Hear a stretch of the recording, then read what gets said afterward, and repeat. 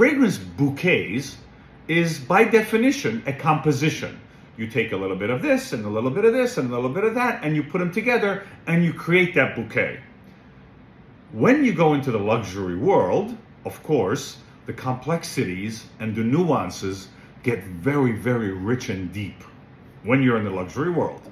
But as important is to know that in Thompson Ferrier's case, I make sure that the fragrance is contextually relevant and appropriate. What that means is, for example, this is the Midnight Orchid. I'm burning right now.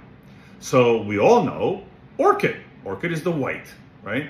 This is the richer, more robust fragrance, which is the Black Orchid. By default, now, what are these other things that we're going to add into it? Contextually appropriate says, it's not a hard, fast rule that I go by. I just make it contextually appropriate, meaning that it has a meaning in our life that we feel that we can relate to. That's the part that's important for me. So when you smell a black orchid, an orchid by nature lives in a very moist, humid environment.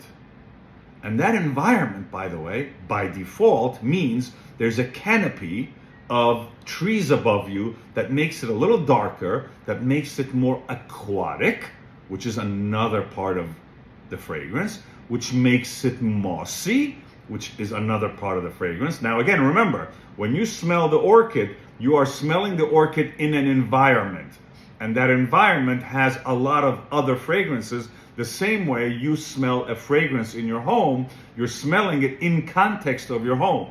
So the black orchid context is aquatic, mossy, woody, barky, green. There's a lot of green leaves, but there's always that aquatic nose, but there's a lot of floral. And the floral has a really rich fragrance to it. So the black orchid that we have is a complex, rich, deep, floral, aquatic, mossy, woody, green, and of course in the wild you have decomposition, and that decomposition gives that little bit barky, mossy, and woody fragrance and musky tones. And that is, by the way, this. Of course, you hear my emails coming through as I speak.